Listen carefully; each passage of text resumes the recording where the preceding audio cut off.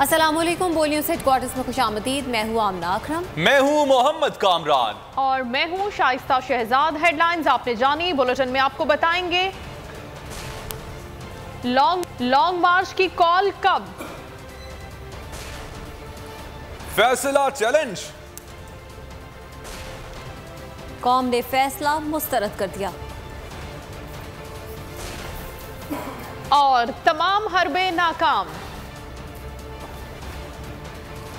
इमरान खान ने लॉन्ग मार्च की तारीख बता दी। कहा जुमेरात या जुमे को लॉन्ग मार्च की तारीख का ऐलान करूंगा। इस्लामाबाद में प्रेस कॉन्फ्रेंस में कहा, मुझे मालूम है ये इलेक्शन नहीं करवाएंगे, ये डरे हुए हैं। मैं अगर गिरफ्तार हो गया तो क्या लॉन्ग मार्च नहीं होगा?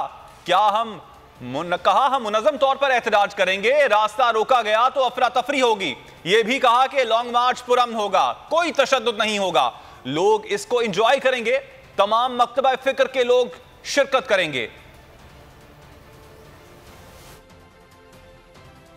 कर दूंगा अपनी डेट लॉन्ग मार्च की, जुमे को अनाउंस कर दूंगा किस दिन निकल रहे हैं। तो क्या अगर ये मुझे पकड़ लेंगे तो ये लॉन्ग मार्च नहीं होगी? यानी क्या लोग चुप करके बैठ जाएंगे? वो तो देखें, इस वक्त ये है कि हम मुनज़्ज़म तरीके से प्रोटेस्ट करते हैं, हम कौम को इकट्ठा करते हैं। कभी इतने बड़े जलसे नहीं हुए। ये मैं चैलेंज करता हूँ, ये जो 55 जलसे हुए हैं जो मेरे 5-6 महीने में, ये चैलेंज करता हूँ कोई ज़रा देखे इतने बड़े कभी जलसे हुए हैं पाकिस्तान में। तो कौम तो इधर खड़ी है। तो क्या ये चाहते हैं कि मुनज़्ज़म तौर पे एहतजाज हो, या ये चाहते हैं कि पाकिस्तान श्रीलंका की तरफ चला जाए या केओस हो जाए? क्योंकि दोनों होना, अगर ये मुनज़्ज़म एहतजाज का रास्ता रोकेंगे तो केओस हो जाएगा। कौम तो तैयार खड़ी है, कौम तो ये मुल्क ही बंद हो जाएगा। तो ये फैसला कर ले क्या चाहते हैं। इस वक्त जब पाकिस्तान तेज़ी से दलदल में नीचे जा रहा है, एक ही तरीका है उसमें से निकालने का। तो हमारे लिए कोई मुज़ाकरात सिर्फ इधर तक अहमियत है कि इलेक्शन हो, लेकिन मुझे पूरा यकीन है कि इन्होंने इलेक्शन नहीं करवाने। ख़ास तौर पे इतनी कोशिश करके इन्होंने तैयार हमारे कमज़ोर से कमज़ोर हलकों पे इलेक्शन, जब वो भी हार गए हैं तो मुझे अब कोई उम्मीद नहीं है इलेक्शन की। हम इलेक्शन चाहते हैं, इलेक्शन चाहते हैं मुल्क के लिए। इलेक्शन चाहते हैं कि ये चोर जो अपने सारे बार बार केसेस ख़त्म करते जा रहे हैं, 1100 अरब रुपए के मुल्क में डाका जो मारा, वो केसेस सारे निकाल रहे हैं, मुल्क नीचे जा रहा है। यहाँ साजिश के तहत आए 25-25 करोड़ रुपया वहाँ सिंध हाउस के अंदर पैसा चला, जिन्होंने लोटे बनाए। इलेक्शन कमीशन को कोई फिक्र नहीं थी तब कि इतना बड़ी करप्शन चल रही है, आप लोगों के ज़मीर खरीद रहे हैं। और फिर आके इकॉनमी उन्होंने तबाह कर दी, और फिर अपने करप्शन केसेस बचा रहे हैं, जो कभी हुआ ही नहीं है। कि ये होता ही नहीं है जमहूरियत में कि आप कानून बनाएं और उससे खुद ही फायदा उठा लें। चेयरमैन पीटीआई इमरान खान ने तोशाखाना केस का फैसला चैलेंज कर दिया। नाअहली के खिलाफ इस्लामाबाद हाई कोर्ट में दरखास्त दायर, रजिस्ट्रार ऑफिस का एतराज समात पीर से होगी। बैरिस्टर अली जफर ने कहा कि इलेक्शन कमीशन के एक मेंबर का फैसले पर दस्तखत न करना अजीब है।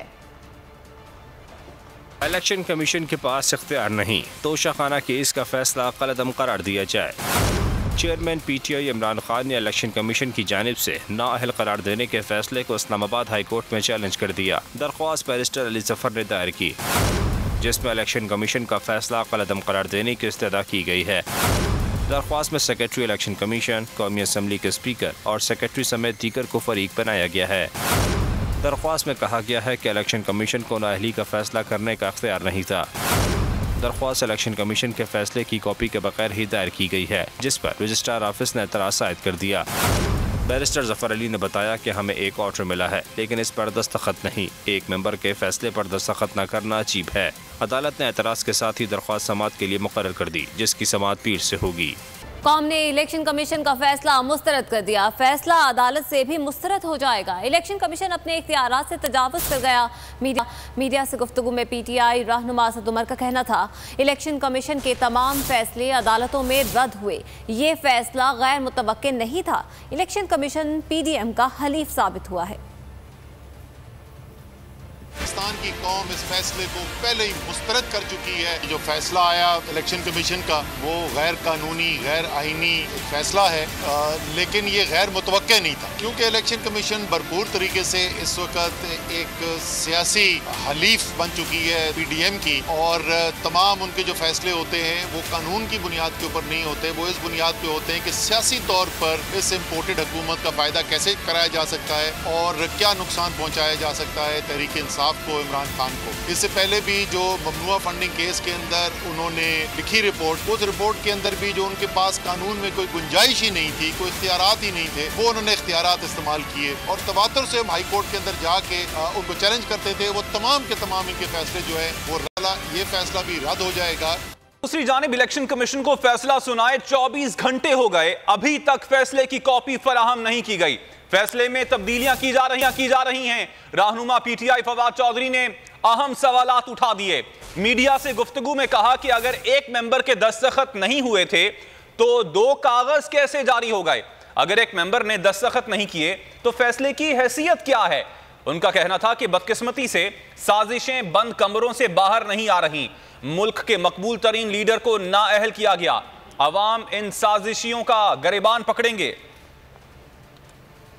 जो चीफ इलेक्शनर और उनके जो रुफ़क़ाए-कार हैं उनको बताना चाहता हूँ, आपका फैसला पाकिस्तान के अवाम ने मुस्तरद किया है, जो पाकिस्तान की सबसे बड़ी अदालत। साजिशें हैं कि थमने में नहीं आ रही, साजिशें हैं कि बंद कमरों से बाहर नहीं आ पा रही, और जब भी ये बाहर आएंगी पाकिस्तान के अवाम इन साजिशियों का और इन साजिशों का गला पकड़ेंगे। फैसले को 24 घंटे से ज्यादा का वक्त गुजर चुका है, अभी तक फैसला रिलीज नहीं किया गया। अगर आपके पास फैसला मौजूद ही नहीं तो कल आपने सुनाया क्या? अगर आपके मेंबरान के दस्तखत नहीं है तो जजमेंट नहीं। इस फैसले में भी तब्दीलियां की जा रही हैं और हुकूमत की जो कल मर्जी की चीजें इसमें शामिल नहीं हुई हैं वो शामिल की जा रही। तोशाखाना केस जो जरदारी का और नवाज शरीफ का 10 साल से पेंडिंग पड़ा हुआ है, उनका केसेस का पता ही नहीं है कि किधर है। जो वाज़ेह तौर के ऊपर इनकलाब की तरफ जाना पड़ेगा, लॉन्ग मार्च की तैयारी करनी पड़ेगी। हुकूमत के तमाम हरबे नाकाम। तहरीक इंसाफ के रहनुमा आजम स्वाति को अडयाला जेल से रिहाई मिल गई। सेनेटर आजम स्वाति रिहाई पाकर बनीगाला पहुंच गए।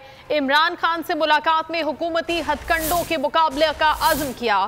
फंडिंग केस में गिरफ्तार PTA के रहनुमा हामिद जमान की दरखास्त जमानत भी मंजूर कर ली गई।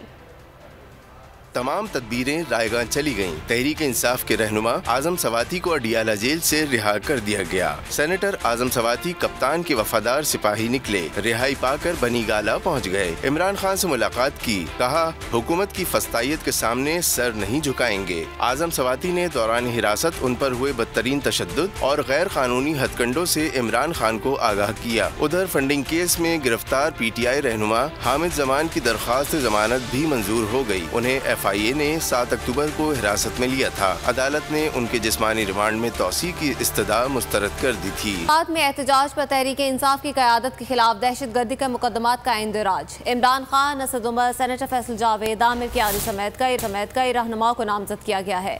FIR के मुताबिक PTI कारकुनों ने तोड़ फोड़ और पुलिस पर पथराव किया, जिससे कई अहलकार जख्मी हुए। इमरान खान की नाअहली के खिलाफ एहतजाज। PTI की क़यादत और कारकुनों पर दहशतगर्दी के मुकदमात। इस्लामाबाद के थाने संगजानी में पुलिस की मुद्दियत में मुकदमा दर्ज किया गया, जिसमें दहशतगर्दी समेत 10 दफात शामिल हैं। FIR में साबिक चेयरमैन चौधरी नासिर गुज्जर समेत मकामी क़यादत और कारकुनों को नामजद किया गया है, जबकि आनत जुर्म की दफ़ा में चेयरमैन PTI इमरान खान, असद उमर और अली नवाज को भी नामजद किया गया है। सरकार की मुद्दियत में इस्लामाबाद के थाना I-9 में भी मुकदमा दर्ज किया गया है। मुकदमा इंसदाद दहशतगर्दी और दूसरी दफात के तहत इस्लामाबाद की मकामी क़यादत के खिलाफ दर्ज किया गया। मुकदमे में सेनेटर फैसल जावेद, आमिर कियानी और क़य्यूम अब्बासी के नाम शामिल हैं। FIR के मुताबिक PTI कारकुनों ने तोड़ फोड़ और पुलिस पर पथराव किया, जिससे कई अहलकार जख्मी हुए। इलेक्शन कमीशन ऑफ पाकिस्तान के फैसले के खिलाफ ओवरसीज पाकिस्तानी भी सड़कों पर निकल आए। लंदन में पाकिस्तानी हाई कमीशन के सामने PTI बरतानिया का पुरजोर एहतजाज। तफसीलात बता रहे हैं बोल न्यूज के नुमाइंदा खुसूसी अब्दुल मजीद, जो इस वक्त वहीं पर मौजूद हैं। जी अब्दुल मजीद, ओवर टू यू। मैं मौजूद हूँ हाई कमीशन लंदन के सामने, जहाँ पे आज यहाँ बरतानिया की जो पीटीआई बरतानिया की जानब से एक बहुत बड़ा प्रोटेस्ट किया जा रहा है। और ये प्रोटेस्ट किस हवाले से, हमारे साथ मौजूद है जाजेब साहब जो कि पीटीआई लंदन के सदर हैं, इनसे जानेंगे। सर बताइएगा आज का ये प्रोटेस्ट का क्या मकसद है?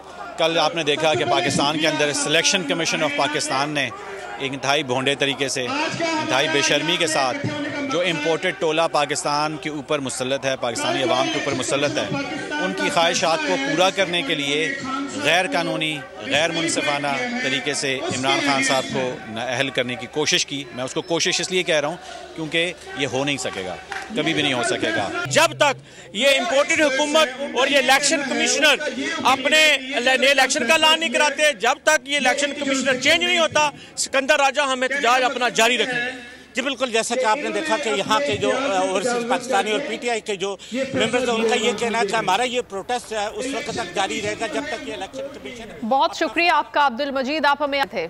खबर इस्लामाबाद से, जहां पर जमीन पर कब्जे की कोशिश नाकाम। मकामी आबादी हाउसिंग स्कीम के नाम पर अपनी जमीनों पर कब्जे के खिलाफ उठ खड़ी हुई। तरावड़ी के मकाम पर होने वाली तकरीब पर धावा बोलकर मुंतजमीन को भागने पर मजबूर कर दिया।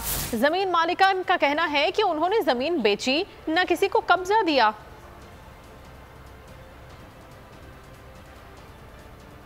इस्लामाबाद में मकामी अफराद ने हाउसिंग स्कीम के नाम पर अपनी जमीनों पर कब्जे की कोशिश नाकाम बना दी। तरावड़ी के करीब अवाम ने तकरीब पर धावा बोल दिया, जिसके बाद हाउसिंग स्कीम लॉन्च करने वाले मुंतजमीन भाग खड़े हुए। जमीन मालिकान का कहना है कि उन्होंने जमीन बेची, ना किसी को कब्जा दिया।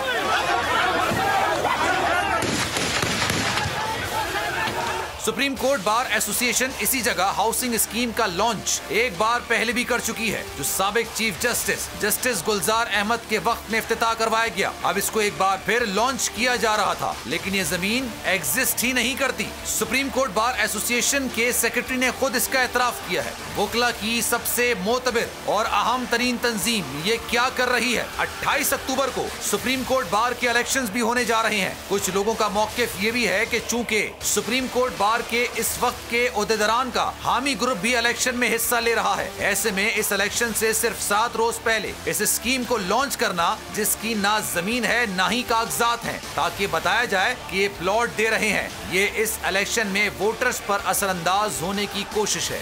कोर कमांडर पेशावर का दौरा जनूबी वज़ीरिस्तान। लेफ्टिनेंट जनरल हसन अजहर हयात ने सरारोगा में महसूस जरगे मुआहिदीन से मुलाकात की। ISPR के मुताबिक कबायली आवाम को दहशतगर्दी के खिलाफ जंग में कुर्बानियों पर खराज तहसीन पेश किया।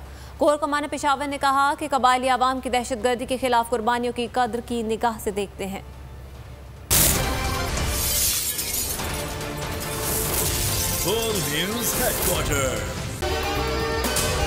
अगर आपको ये वीडियो पसंद आई है तो हमारे चैनल को सब्सक्राइब करें और बेल आइकन को प्रेस करें।